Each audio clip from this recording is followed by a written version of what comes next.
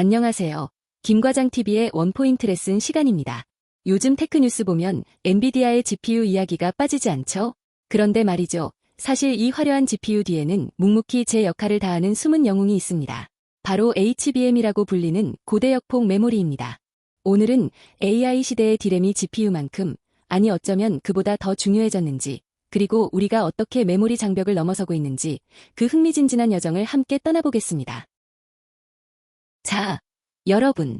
우리는 흔히 AI 성능하면 GPU의 연산 능력만 떠올립니다. 하지만 아무리 머리가 빨리 돌아가는 천재라도 정작 풀어야 할 문제지가 제때 도착하지 않는다면 어떨까요? 아무짝에도 쓸모없는 두뇌가 되겠죠. 엄청난 양의 데이터를 실시간으로 처리해야 하는 AI 시대에 단순히 계산만 빠른 장치만으로는 한계가 명확합니다. 문제는 속도가 아니라 보급입니다.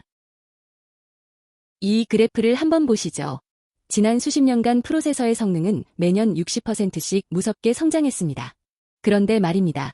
메모리의 속도는 겨우 연 10% 성장에 그쳤어요. 이 어마어마한 격차를 우리는 메모리 장벽이라고 부릅니다. 프로세서는 슈퍼카인데 도로는 울퉁불퉁한 비포장도로인 셈이죠.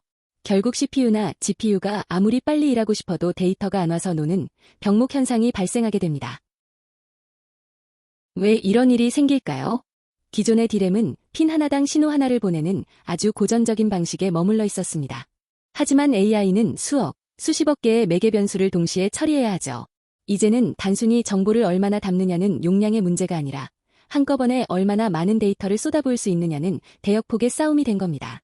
기존의 좁은 1차선 도로로는 이 데이터의 홍수를 도저히 감당할 수 없게 된 거죠. 게다가 우리가 쓰는 일반적인 메모리들은 메인보드 위에 GPU와 떨어져서 평면으로 배치됩니다. 여기서 첫 번째 문제는 거리예요. 데이터가 이동해야 하는 거리가 센티미터 단위나 됩니다. 전하가 이 먼 길을 오가는 동안 시간도 걸리고 열도 나죠. 두 번째는 공간입니다. 칩의 발을 무작정 늘릴 수가 없으니 대역폭을 획기적으로 키우는 게 물리적으로 불가능해진 상황이었습니다. 그래서 공학자들은 기막힌 생각을 해냅니다. 옆으로 넓힐 수 없다면 위로 쌓자. 그렇게 등장한 기술이 바로 TSV입니다. 칩을 아파트처럼 수직으로 쌓고 그 내부에 미세한 구멍을 뚫어 전극으로 직접 연결하는 방식이죠. 예전처럼 실로 꿰매는 게 아니라 엘리베이터를 설치한 겁니다. 덕분에 데이터 이동 경로는 획기적으로 짧아졌고 전체 크기도 줄어들었습니다. 국내 칩메이커가 2014년 정도에 이 기술로 3D IC 시대를 열었죠. 이 TSV 기술을 극대화한 것이 바로 오늘의 주인공 HBM입니다. 기존 그래픽 메모리가 정보가 드나드는 입구를 32개 가졌다면 HBM은 무려 1024개를 가지고 있습니다. 비유하자면 좁지만 물살이 빠른 수도관 하나 대신 1024개의 수도관에서 동시에 물을 뿜어내는 것과 같습니다. 속도는 조금 느릴지 몰라도 한꺼번에 실어 나르는 양은 비교가 안 되는 압도적인 물량 공세죠. HBM은 배치 방식부터 다릅니다. 일반 기판이 아니라 실리콘 인터포저라는 특수한 판 위에 GPU와 나란히 올라갑니다. 이게 왜 대단하냐면 머리카락보다 얇은 미세 회로로 두 칩을 연결하기 때문입니다. 덕분에 데이터 이동 거리는 센티미터 단위에서 마이크로미터 단위로, 즉 1000분의 1 수준으로 짧아졌습니다. 집 앞에 바로 대형마트가 들어선 것과 같은 편리함이죠. 자, 그럼 기존 메모리와 한번 비교해 볼까요? 게이밍 PC에 쓰이는 그래픽 DDR은 데이터 통로가 좁지만 클럭 속도를 엄청나게 높인 방식입니다. 반면 HBM은 속도는 상대적으로 천천히 가져가되 통로를 압도적으로 넓혀서 병렬 처리를 극대화했죠. 특히 중요한 건 효율입니다.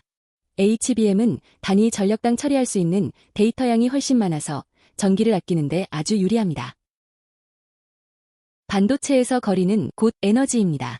먼 길을 가려면 그만큼 기름을 많이 써야 하니까요. 즉, 많은 전력이 필요하다는 것을 의미하죠. HBM은 이 이동 거리를 극단적으로 줄여서 비트당 전송 에너지를 약 3.8 피코줄 수준으로 낮췄습니다. 이게 왜 중요할까요? 수천 개의 GPU가 돌아가는 거대 AI 데이터 센터에서 이런 전력 절감은 곧바로 운영 비용 절감으로 이어지기 때문입니다. 지구 환경에도 지갑에도 좋은 기술이죠. 이제 시장의 거인들은 모두 HBM을 선택했습니다.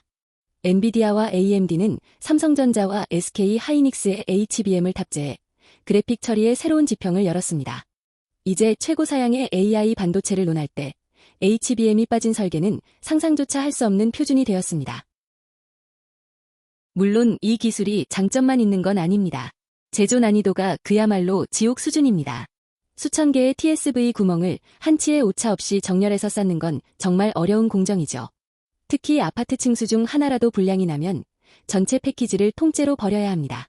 이걸 KGSD 관리라고 하는데 이 수율을 잡는 게 곧 비용과 직결됩니다. 비싸지만 AI 성능을 위해선 포기할 수 없는 선택인 셈입니다. 그럼 미래는 어떤 모습일까요? 이제는 아예 메모리 내부에서 연산까지 수행하는 핌 기술이 연구되고 있습니다. 데이터를 프로세서로 옮길 필요조차 없게 만들겠다는 거죠. 더 나아가 로직칩과 메모리칩을 하나의 초고층 빌딩처럼 섞어버리는 3D 이종 통합 구조도 준비 중입니다. 이제 메모리와 프로세서의 경계는 점점 더 흐릿해질 것입니다. 자, 이번 강의의 결론입니다. AI 시대의 디램은 GPU만큼 중요한가?